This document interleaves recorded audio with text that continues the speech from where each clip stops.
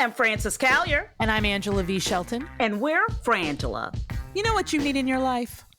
The Final Word podcast. Yes, you do. That's right. It is the final word on all things political and pop cultural. Where we make real news real funny. Where we inspire you so you can #resist. Subscribe and get a new episode of the Final Word podcast each week. It's the news we think you need to hear. That's right. We think you need to hear it. Okay? Yeah, it's what we say so. That's right. And because all we do is give, every Thursday you can listen to our hysterical podcast, Idiot of the Week. We round up the stupid because you know what? Somebody has to. Okay. All we do is give.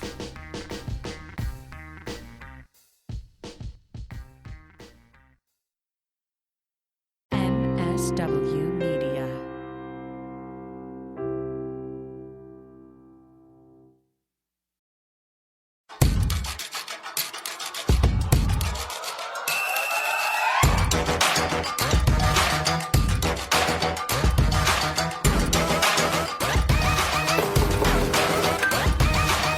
It's Liz Winstead, host of Feminist Buzzkills Live and founder and chief creative officer of Abortion Access Front, the producers of Operation Save Abortion. I'm so stoked you are jumping in to get more involved in abortion justice. OpSave, as we like to call this series, was originally done as a live stream training day with breakout sessions in between each panel discussion. If you want to see the videos, they're all up at operationsaveabortion.com. Now we've adopted that training day into this 5-part podcast series, so folks have options to listen and learn in the medium they preferred. But I want to be clear. This isn't a podcast series that you'll listen to while you're cleaning out your closet. This is an interactive series. So you should probably listen up and you need to do some preparation. You might not listen to it today, right now, but get together with your friends and make a plan to really do the work. So here's an overview and some tips to get the most out of your experience.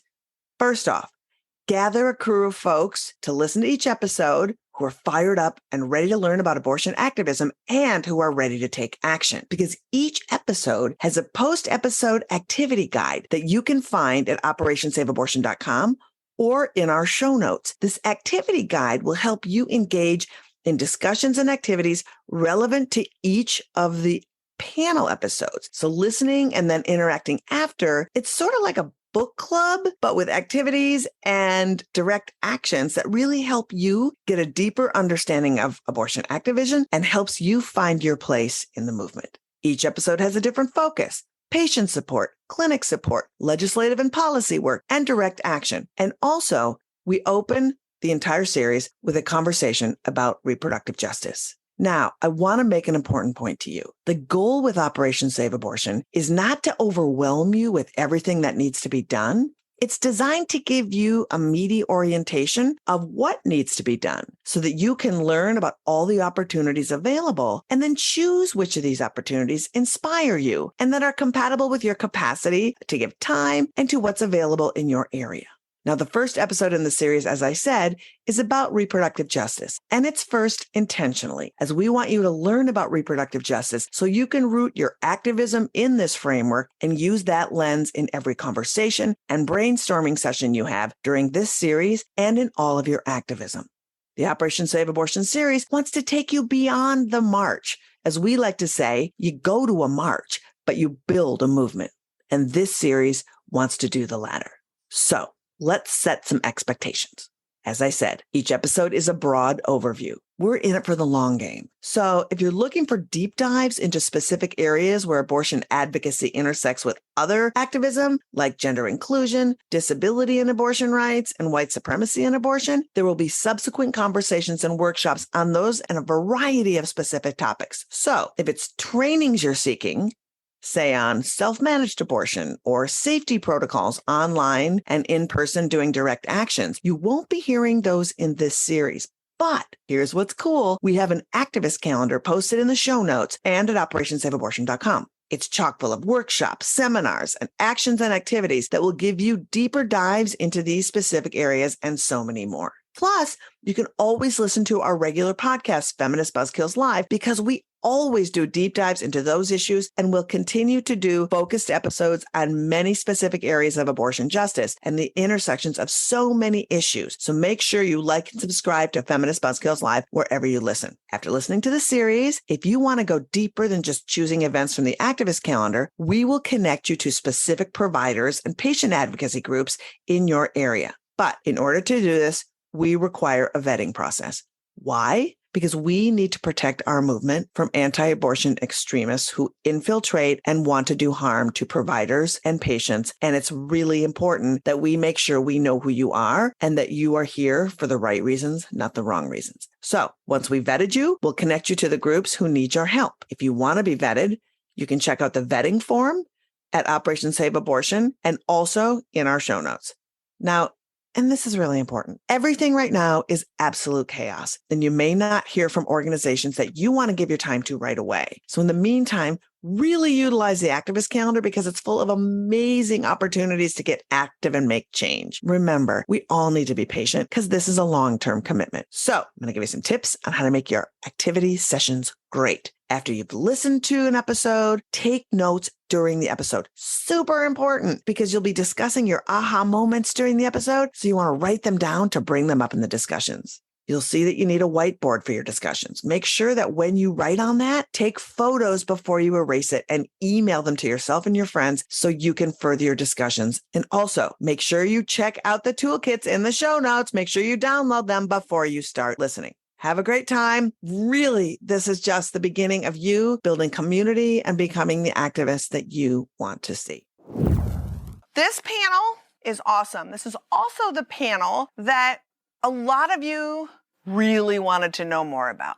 Helping patients in this time has become something that everybody really wants to do. And I think that patient support is something that is, for those new to the movement, it's super skilled, it's super nuanced, and there's so much to consider when helping someone you don't know access the care they need, helping someone you do know access the care they need, the language we use, the things that sound good on their face, but when you break it down, which these folks are going to do, will give you a little bit of a, oh, wow, I didn't think of why that might not be great for me to say that or do that to help somebody who doesn't know me. So we're going to break all of that down, and we're going to give you tangible ways that you can help. And I'm very, very excited. All right. You know her from 2 panels ago. She's just been here. It's very exciting. She is the executive director and founder of We Testify, an abortion storytelling collective that is far richer than just doing that. And she's an incredible moderator and a dear friend. Please welcome Renee Bracey Sherman. Take this panel on. Thank you, Liz. Thank you, Liz. Hi, everyone at home. We are so glad that you're with us for this panel, which is titled, Put Your Money, Time, and Privilege Where Your Mouth Is, How to Help Patients Access Care.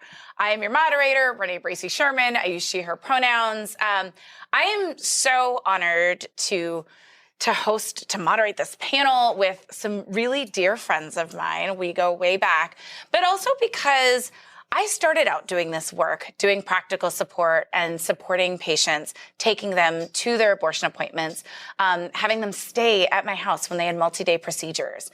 And I did that because when I had my abortion, my boyfriend was kind of a dick and just dropped me off at the clinic. And he said that he couldn't go in there with us or with me because I was killing a piece of us, which, yes, that was actually the entire intention of my abortion. But I felt really alone in the appointments and, of course, the clinic staff and the nurses were really wonderful, but it would have been really wonderful if I had someone sitting there with me. And so I got trained as an abortion doula and started doing practical support. And it's really changed my life and it's work that I still do to this day. But it's also really deep work that we have to actually be trained into. And I know a lot of people are really interested in doing it because what's better in this work than sitting there helping someone get from their front door to their abortion appointment, right? That is huge. And it's not work that everyone can do because you need to be trained in it. You need to be vetted, all of the things. And you need to understand the cultural competency of supporting people who have abortions. So we're going to talk about all of that. We're going to talk about why your auntie network's a little problematic, why you don't need to say, we're going to go camping. You can actually just get involved. We'll get there. Yes. You can just get involved with your local organization. So I'm really excited. I'm going to go to the panel and have everyone introduce themselves. So, Marielle, I'm going to start with you. Sure. My name is Marielle Neris Rodriguez, and I'm the Director of Client Services for the Bridget Alliance. I use she, her pronouns. And tell us a little bit about what you guys do at Bridget. Sure. The Bridget Alliance is a national practical support organization that offers all-inclusive support for people who are seeking abortion later in pregnancy. We support people seeking abortion after 15 weeks of gestation. And we support with anything that's needed to get them from home to their appointments, remain there, and then come back home safely after their abortion procedure. So we can support with anything from flights, hotel reservations, meal support, childcare support, and essentially anything that is necessary for them to go to their appointment and come back and then get home back to their lives. Amazing. I love it. I volunteer with Bridget a little bit when people are coming to DC, so love it. All right, go ahead, Marie.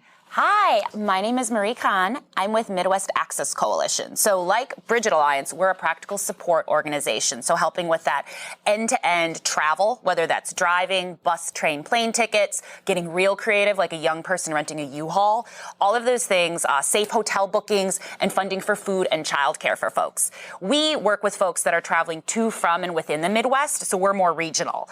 But we treat the Midwest generously in terms of the states that we encompass. And as we will talk about with closures of clinics, Texans are coming to the Midwest. Folks from Arkansas are coming more up. Folks in Oklahoma have nowhere to go and hop over to Kansas. So our worlds intersect so much as more people are having to travel outside of their homes for care.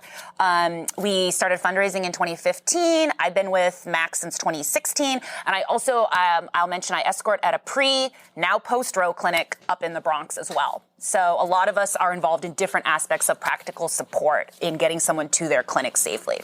Amazing. Midwest is best. Yes. Yes. Oriaku. That said. The South is part. Just so you know. My name is Oriaku Njaku. I use she and they pronouns, and I love for folks to mix it up. And I was I'll always be a co-founder, right? So I was co-founder and former executive director of Access Reproductive Care Southeast, which is a regional abortion fund based in Atlanta, Georgia. However, I am the executive director of the National Network of Abortion Funds. Come on, and the National Network of Abortion Funds is a national network of abortion funds. But also organizations who provide practical support. So rides, lodging, childcare. It's really beautiful because the abortion funds who are part of the network not only focus on funding abortions, but they do the work around building power and providing that education for folks who are so enthusiastic and interested in joining the movement, create that safe space for people to grow. I love it. And Poonam. Hi, y'all. I'm Poonam Dreyfus-Pai. I use she and her pronouns. I am the Deputy Director of All Options. All Options is a national organization that provides judgment-free support for all experiences and decisions related to pregnancy, parenting, abortion, and adoption. We have 2 national talk lines. One is a peer counseling line that you can call for any reason at any time to talk about any pregnancy experience and receive really lovely emotional support. We also have a faith-based clergy counseling line called Faith Aloud if you have spiritual conflict where you'd like to talk to a clerical authority who are, abortion activists as well. And then we also do some state-based work in Indiana. So we have an All Options Pregnancy Resource Center that houses the Hoosier Diaper Program, where we provide diapers to families all over Indiana and Bloomington in particular. And the Hoosier Abortion Fund, which is the only fund in Indiana that provides funding for folks' abortions there. So that's us. Amazing. Shout out to the great pregnancy resource centers that actually support. Right, the one and only pregnancy resource center that supports everyone. Love it. Okay, so let's get into it, right? at We Testify, we end up having a number of people who are sharing their abortion stories. And as they talk about it, they talk about the barriers that it takes for them to get from where they are living to their abortion appointment. And that could be anything from the restrictions, the laws, but also just planes, trains, automobiles, childcare. Can you each talk about what are some of the common obstacles that you see in your regions and in the work that you do? Marielle, you want to start? Sure. There are plenty of barriers that people face when seeking abortion care. The first one being that when you make the decision to have an abortion, there isn't a lot of conversation around abortion access. And depending on the laws in your state, your providers may not be legally even allowed to talk to you about how to access abortion care. Then you go online looking for an abortion clinic, and the first thing that shows up, and the second and the third and the 75th thing that show up are things that are not actually abortion clinics or organizations that are going to help you get abortion access and abortion care. And so there are a lot of different barriers that people face. And then if you are a Black person or a person of color, then it goes even further back, because historically you already have barriers around even being able to access birth control or get sex education that allows you to even make the decisions on how and when and if you want to become a parent or get pregnant. And so when you take all of that into consideration and then take it further into wanting to get abortion care, it's ridiculous. Depending on where you live, you have laws that tell you that you have to have waiting periods where you need to wait a long time, several days sometimes, to even get abortion access. There is no way for you to get to the clinic. Often those clinics are not accessible to you, especially if you're in a rural area. You have to pay for your abortion.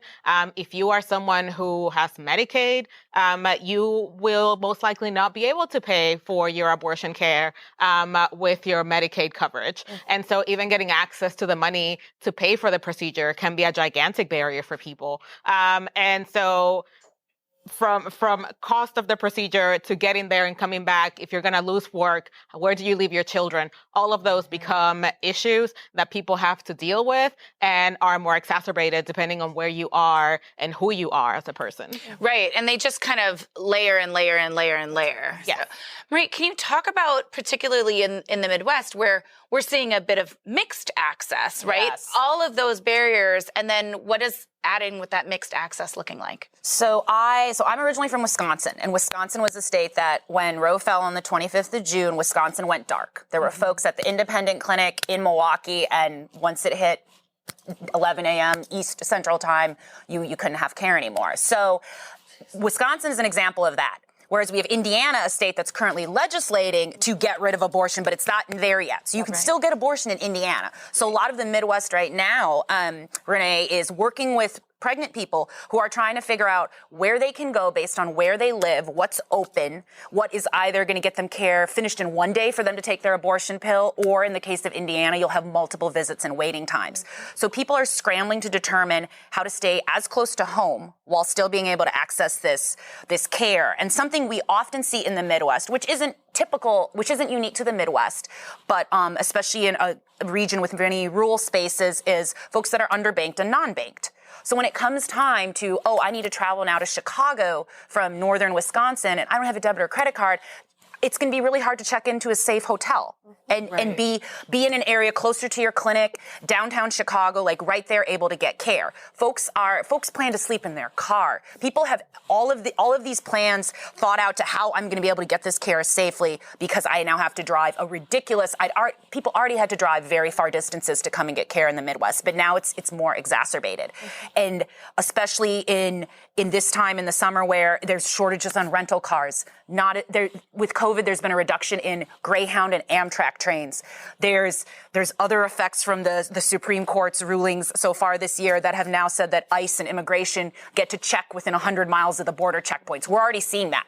my director bought a ticket for someone in Washington State, not in the Midwest, and they had to check off a box saying, I agree that ICE can come on and check people's documents. So all of these things are things that people in the Midwest, in the Great Lakes regions, are used to, unfortunately, dealing and having to travel for care. As Marielle mentioned, Black folks, Indigenous folks, people of color, people in the Midwest who haven't had access to language resources to be able to then get out into systems of care that they need to access. All of those are big for folks. And I think the ruralness, the travel factor is really hard for folks, and the underbanked part is hard because sending someone an Uber gift code does not help them at all when those ride shares aren't operating in their city or state, and someone hasn't accessed and done that before. That's right. So part of what we try to do at MAC, and I know all of our other organizations do, is meet the pregnant person where they're at. Not expect a ridiculous amount of learning and knowledge that they're suddenly undertaking, but showing them and guiding them along the way so they can safely get their procedure while being respected the entire time. That's right. Sounds chaotic. Yes. And like our system is fucked. Really. So, really. And I think your point about the IDs and needing a debit card or a credit card, things like that, to check into a hotel is so important. Because I've done that where I just show up and check somebody into the hotel just so they can get in, right? Yep. And it feels like those are tangible ways to unfuck the system. They are. So they both laid out, Oriaku, all of this oppression that is kind of is messing up the entire system. Can you talk about how those interlocking systems kind of impact it? Because it sounds like it can't just be done with just individuals. It needs to be both kind of dealing with all the things. Lay that out for us. Yes. So as you were talking, I was like, a lot of people put a lot of emphasis on the South, but actually the South and the Midwest have a huge amount of similarities when it comes to accessing abortion care. And so, the same folks that you think of who have trouble accessing hospitals, have trouble going to see an OBGYN, have trouble getting diabetes medication. These are the same people who are having issues accessing their abortions.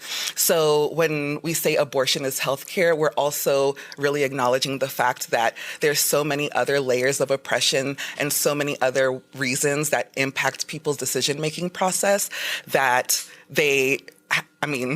I wish the government, actually I don't wish the government, but really there's something around the systems being completely changed that is going to be necessary in order for us to do this work. And one of the things that I keep thinking about is, people are like, let's reform the system. But if we're trying to reform a system that is rooted in white supremacy and the cis heteropatriarchy, that to me is insufficient. Right. So we have to really think about new ways to really think about how we eliminate those barriers to abortion access. And in doing that, it's also eliminating barriers to so many other things that, impact people's ability to access basic health care. That's right. Thank you. So Poonam, I want to come to you, and we've talked all about the oppression, right? Like, let's bring it back to what we've been talking about all day. Why do you think that reproductive justice is, and practical support is this way out of kind of this mess? Oh, there's so many reasons. So I feel like to start with, reproductive justice acknowledges that people are whole people with really complex and nuanced lives and experiences and deserve to be treated and met with dignity and respect from day one, right? And also to be seen within the constellation of their communities and their families, right? They're not just individuals making individual decisions. They're individuals making parenting decisions. They're individuals making family decisions. They're individuals making loving community decisions. And very few other lenses really take that approach.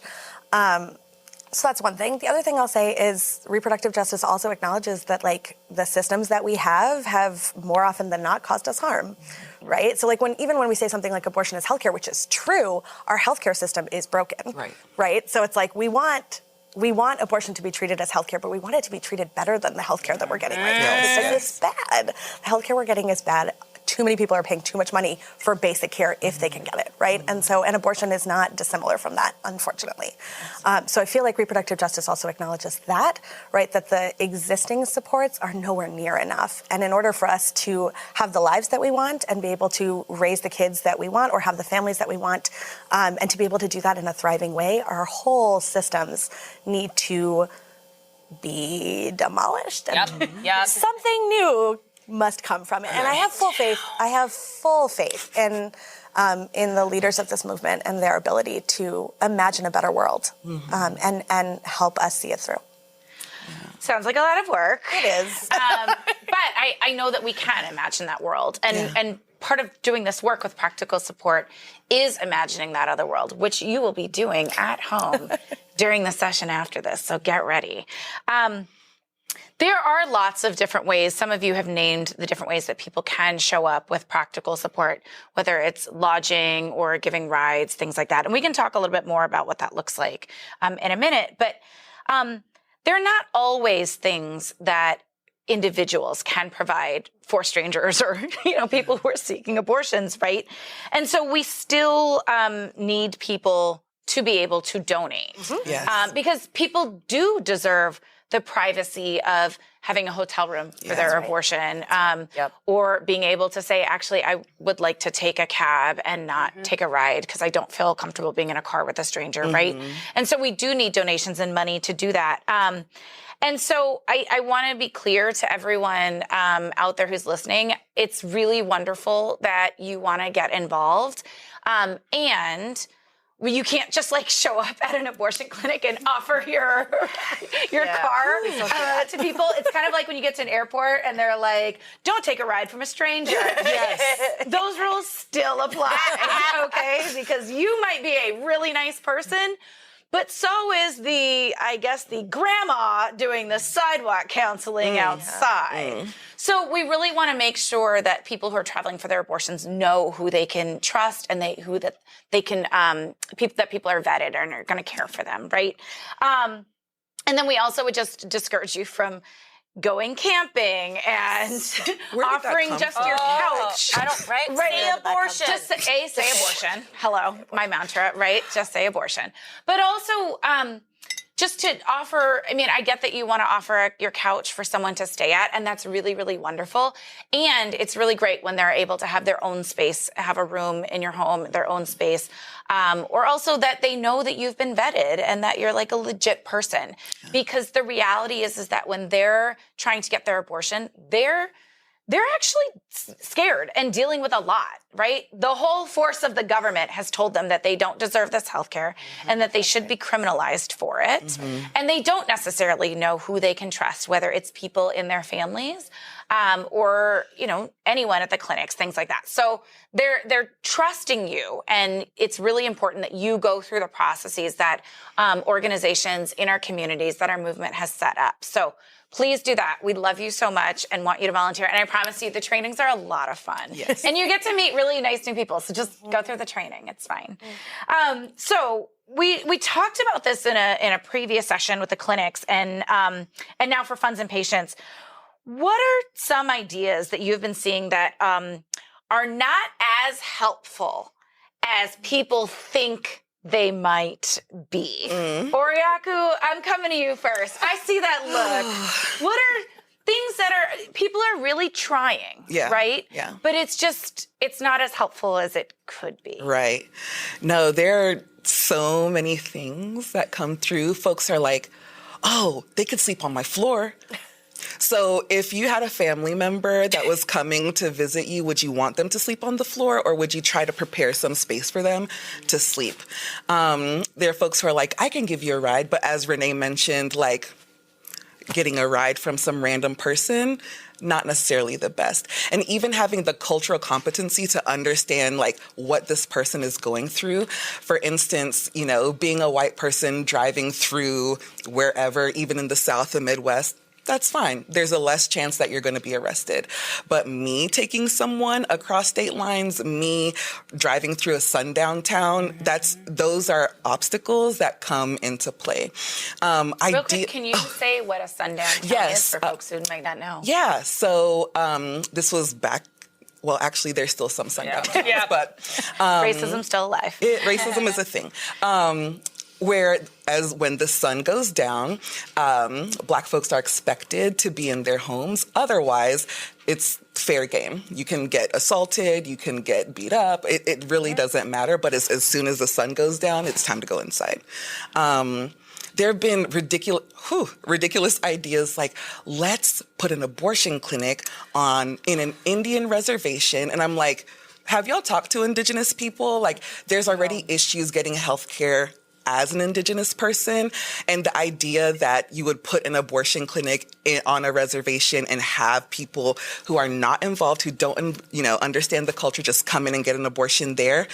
I mean, I'm like, can you please think out these things beforehand? Can you please think out your strategies before you get really creative? And I'm all down for getting creative, but there's some level of like, okay, let's bring it down and be real about it and figure out what actually makes sense for the people who are needing to access care. There's so many things, but those are the fresh ones coming in my head. I would say too, that aspect about Indigenous communities as well. When you're talking about now taking over the land and the space of people and communities that have already been marginalized. Literally from the founding of this country, and then come to them with conversations about setting up clinics or putting vans in front of casinos as a way to then provide the women, many of them just mostly privileged white women in your communities with abortion care in their states because now they can't access it. It's racist. And it's rooted in racism. Right. Many of those communities don't even have the basic things in there. Many communities in Indigenous land lack electricity and basic access to utilities. And now you want to talk about yourself and say, can I bring my clinic to your land? So it's not about you. It's about me bringing me to your space. It's very problematic. It is. And people really need to watch how they're treating this in Indigenous communities and in other communities as well. Right.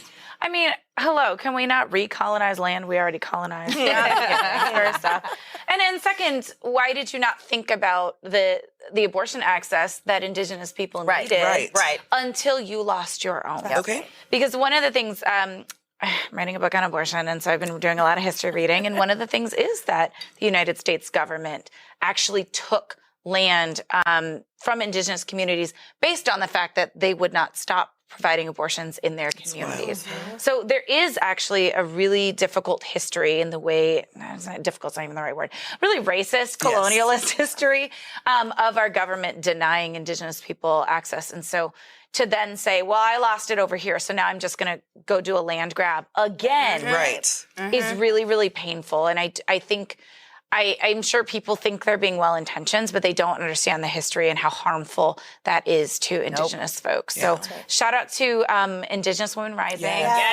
organization. So shout out to them. Check them out. And donate to them because guess what? Indigenous people need abortions too. So, okay, so let's get back to the abortion splaining. What are some of the other things that you've heard, Marie? Especially in the middle, we talked about the camping euphemism and that trope.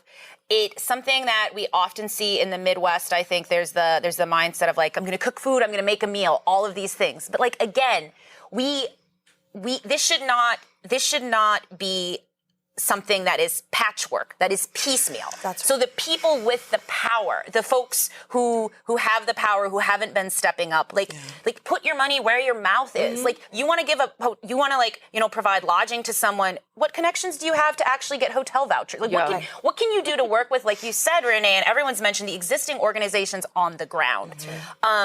Something that I personally have seen in the Midwest, which bothers me a lot, is and I know this is a slightly different topic, we have fake clinics all over the place, crisis pregnancy centers. And in the Midwest also, there are many, and the same as the South, hospital structures that are run by religious entities. The Catholics will run hospitals. You don't know it is. Well, you might if it says St. Luke's. You can take a gander at it. But you don't actually know until you need to go to the ER to get Plan B. Or you need to go to the ER because you're pregnant and you're bleeding and you don't know what to do. You're having a miscarriage.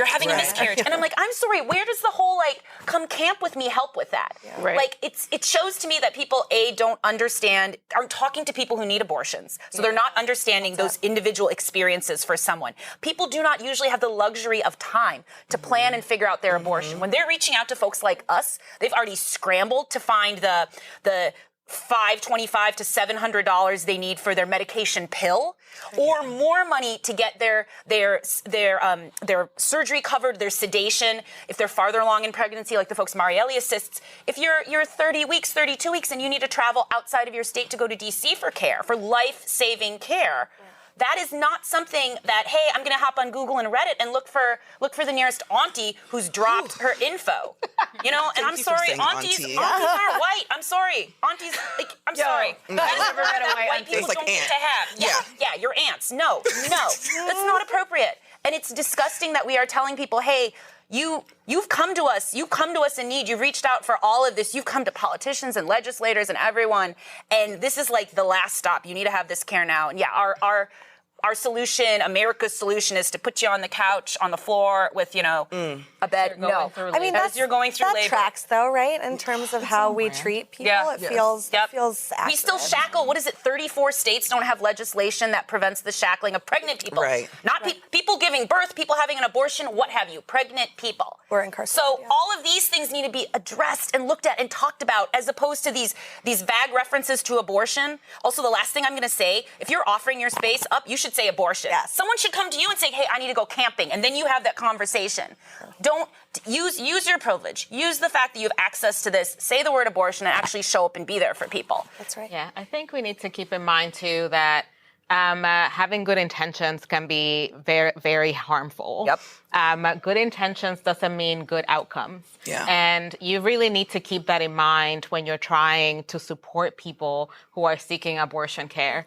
The people that we support, after, just like Marie mentioned, when you're helping someone who's at 30 weeks of gestation go get an abortion, this is not just taking a little pill and then going home and putting a little pad on your tummy. This is someone who is going to go through labor. This is a multi-day appointment where someone is going to be uncomfortable very often, where someone is going to want to have their space and their privacy and their ability to go through whatever process they're going through physically, mentally, emotionally, psychologically, financially, in order to get through that process. And having someone there that they don't know, that they don't trust, that they have no idea where they came from, can be really harmful. And so you really need to keep that in mind. There are organizations locally, regionally, and nationally who can provide support to people and are there to give the help. And so if you want to be helpful, go to your local organization, go to the APRA website and find your local organization and start from there.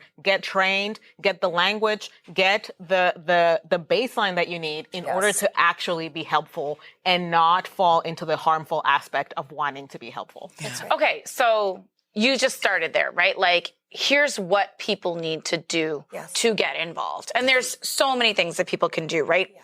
And I think I love you. Thank you. You said something and I would like to double click that mouse. You said we should listen to people who are having and have had abortions about what they need. Do you hear that?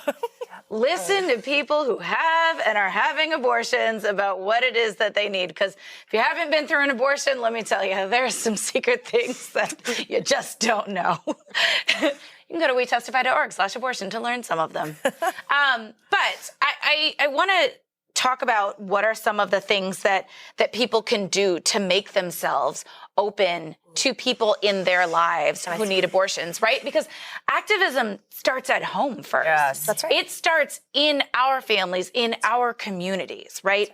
And so, of course, people can stock up on pregnancy tests. Sure.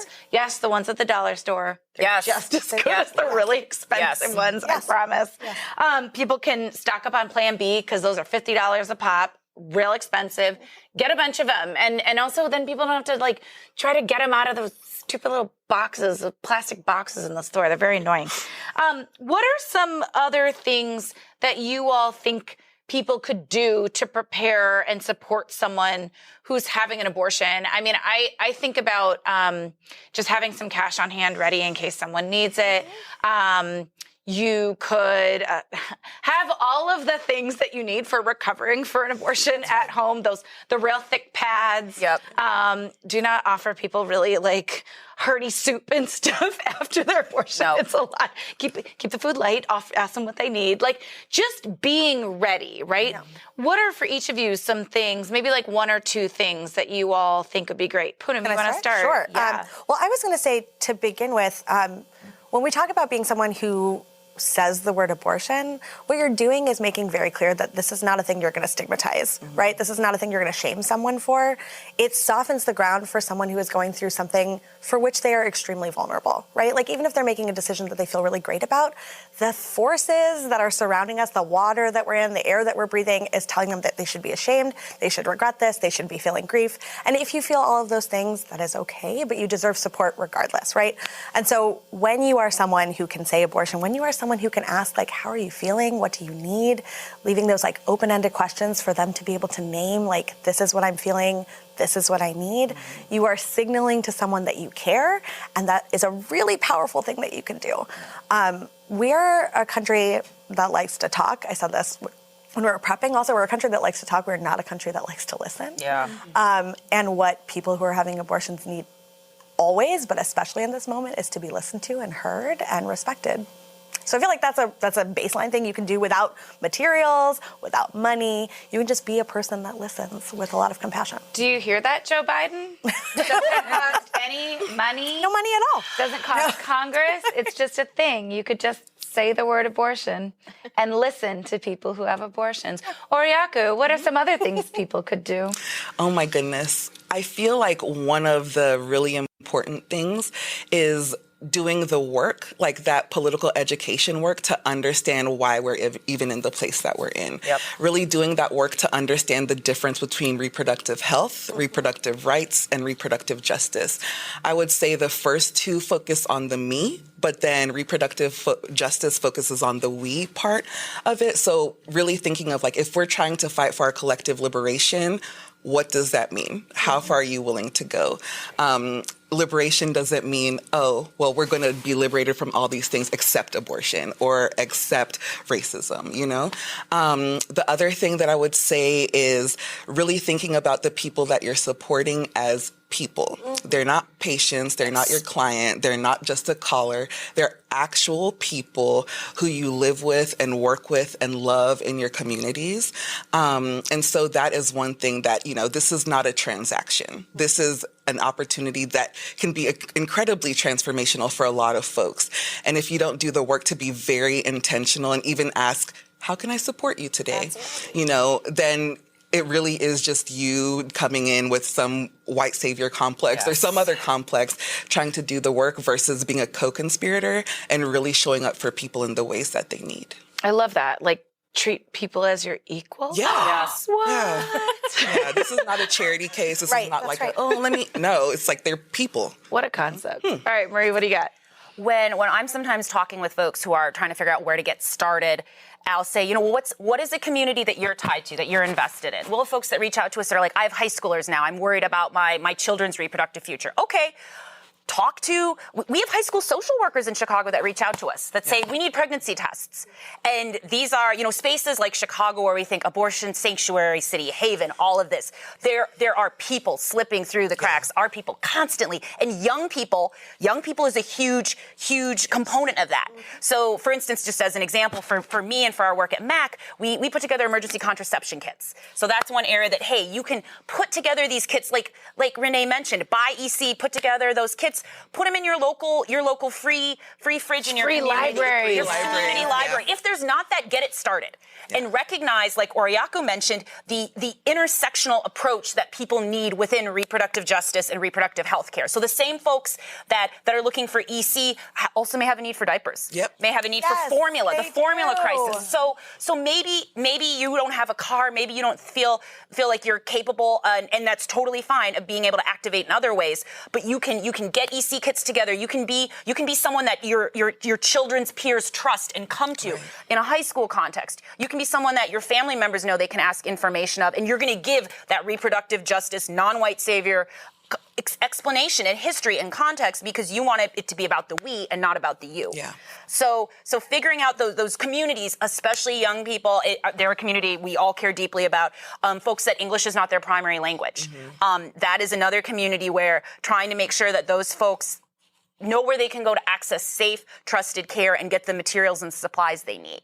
So I recommend, if you're overwhelmed, start small. Think, what can I do? What are the communities I know about and the communities I'm intersecting with that I can respectfully support and meet, and look to what they need. I love it.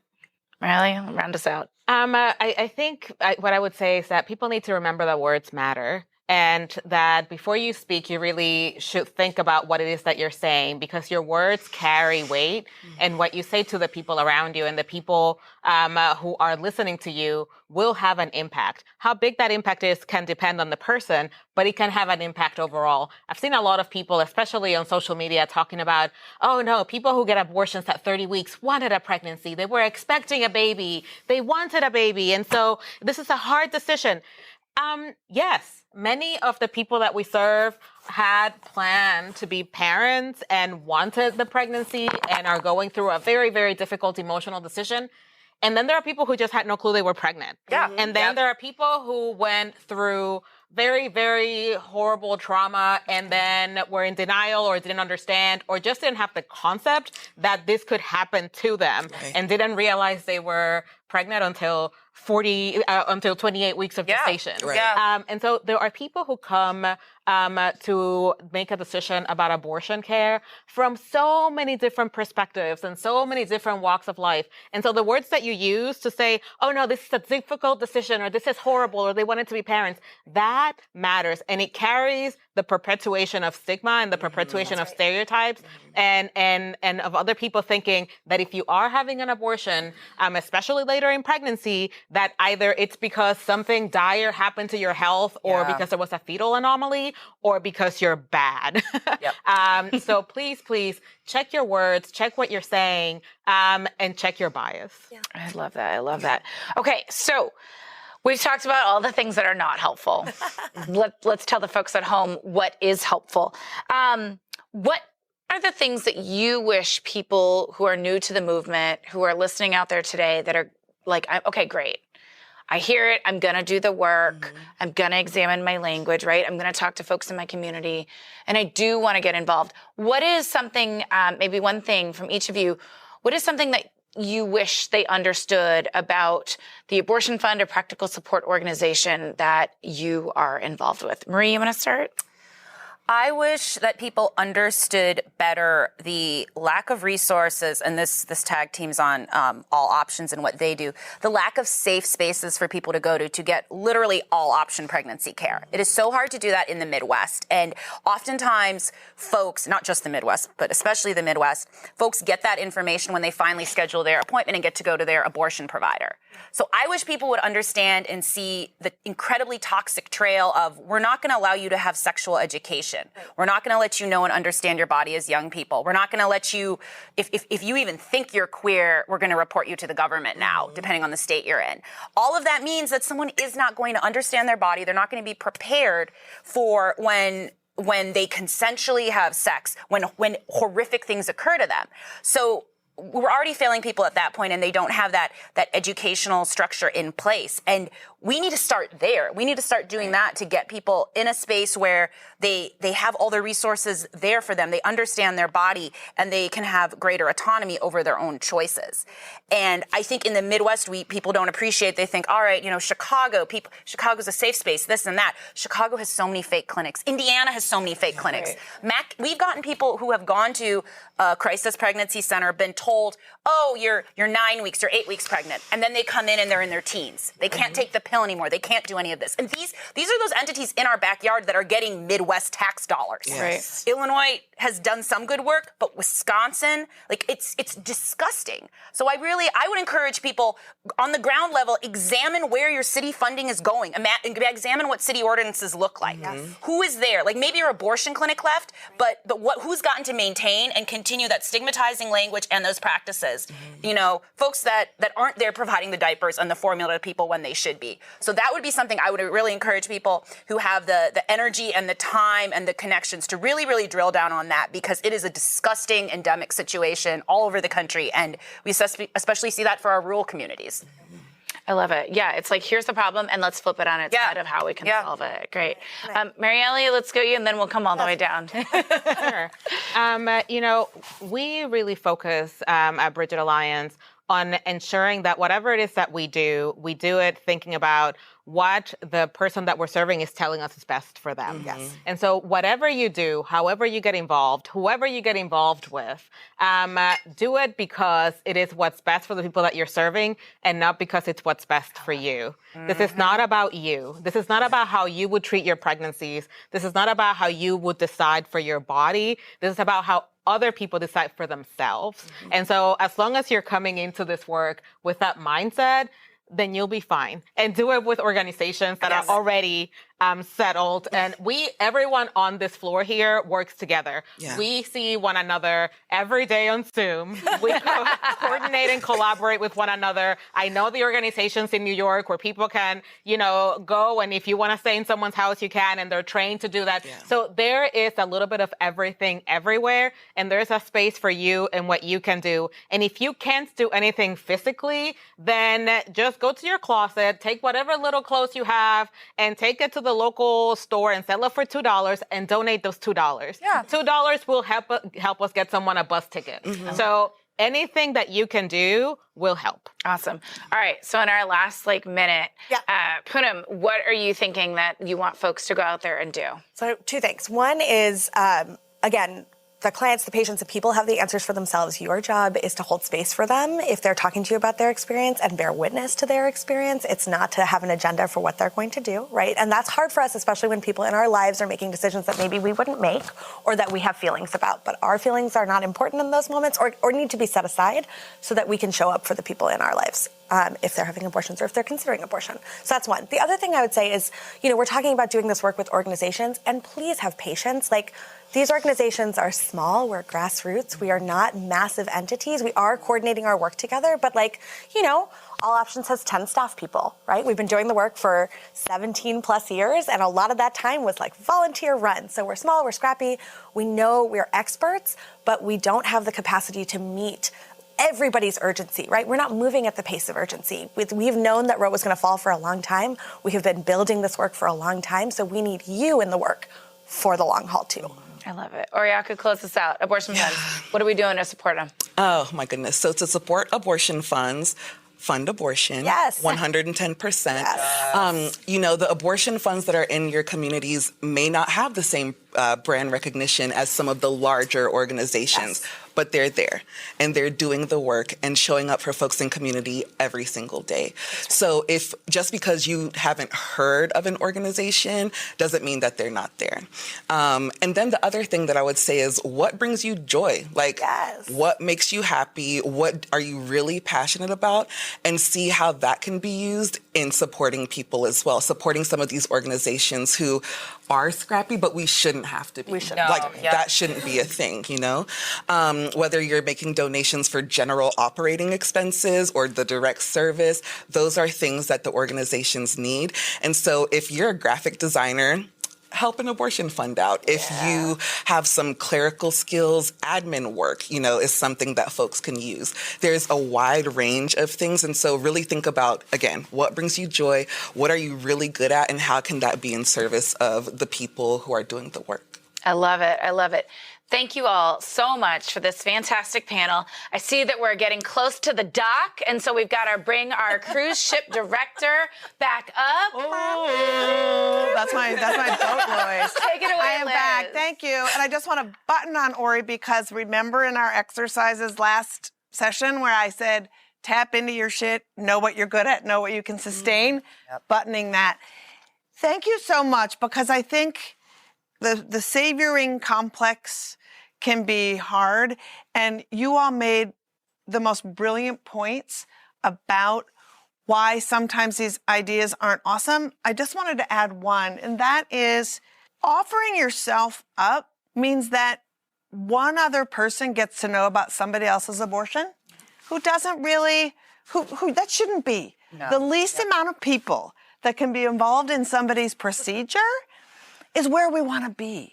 And to honor that always, to say, if I really care about the bodily autonomy of somebody, that means I care who they get to bring with them if they want to bring somebody.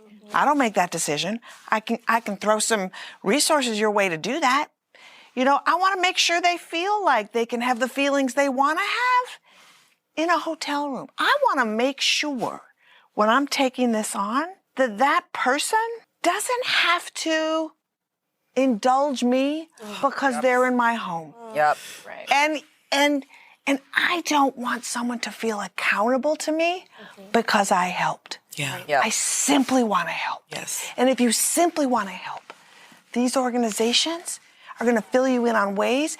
And the other thing about Abortion Access Front is we work with these folks all the time. And so we've been with Ori making post-abortion care kits for people, right? So as we come up with creative ways that these folks know patients need pre-care and post-care, that might look like, hey, what are people saying to you about something they might like on the way to the procedure? If you wanted to create those kits and then get them to us so we can distribute when they have capacity, those are some really good things that we're going to be able to help you do and just really understand this long term. It's really a marathon, and these people are doing great work. You have their social media handles always. Their websites are here. Like, we put it up 1 million times, and we're going to connect you. So get vetted. Get vetted so you can be connected, so when time comes and they say, let's get you on, you've been vetted, because we're not the feds. Remember that. Now, you're going to go into your breakout session. Here's some things we want you to really focus on. We want you to focus on brainstorming everything everybody said and how you can apply those things to patient care. We also want you to do some review evaluation and talk to some people who are throwing out their, their big ideas about why it's a good idea to dress up like a handmaid and carry a hanger and drive somebody to their abortion. All those things are terrible. We know. So, correcting the record is really helpful, and then giving them those emotional reasons why. So, have some great conversations. You're going to write some postcards and make some donations. You're going to do all that, right? Take a breath. You're doing really great work. You're here, and I'm very proud of you.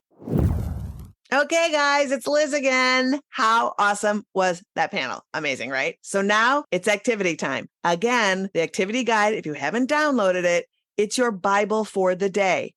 Get it now. You can find it in the show notes or at operationsaveabortion.com. The tools in it include discussion prompts, so you can give you some things to think about and talk about, some brainstorming questions, and a quick action to help you understand the session's topic a bit more. So have fun in these discussions. Be bold. You are organizers and change makers now, and we're so excited you're participating. So before I go and before you dive in, a couple of things. Make sure you plan for your next listening party before you leave today. It's crucial to stay engaged and hold each other accountable. And also make sure you get vetted so you can really get to the big work. And don't forget, the vetting form is at operationsaveabortion.com and also in the show notes. Lastly, I just want to give thanks to all the panelists and participants in this series who gave their time to make this happen. I want to thank Ted Nelson of US TV and the incredible team he put together who donated their time, the dream team at Abortion Access Front who made this event happen, the volunteers who worked tirelessly and gave of all of their time, and to you for deciding to give of yourself at this crucial moment. We at FBK Live and Abortion Access Front are here for you as we navigate these dark days, and we want to be a reliable info hub and a source of humor as we face some really hard times ahead. We are in this together. We got you, and we all should have each other. You can continue to support Feminist Buzzkills Live and the special series we do like Operation Save Abortion in a few simple ways. Subscribe, write a review, give us 5 stars. It's the best way for our podcast to reach more people, and by doing so, you are helping more people learn about this assault on abortion access. To keep up with all the latest on reproductive rights news, follow Abortion Access Front on social, at Abortion Front on Twitter, Instagram, Facebook, and at Abortion Access Front on YouTube and TikTok. FBK Live is edited by Remy DeTournay and is a production of Abortion Access Front and MSW Media. Thank you so much, and I hope you enjoyed this series and get the most out of it, and I can't wait to see you out here making a difference in these reproductive streets.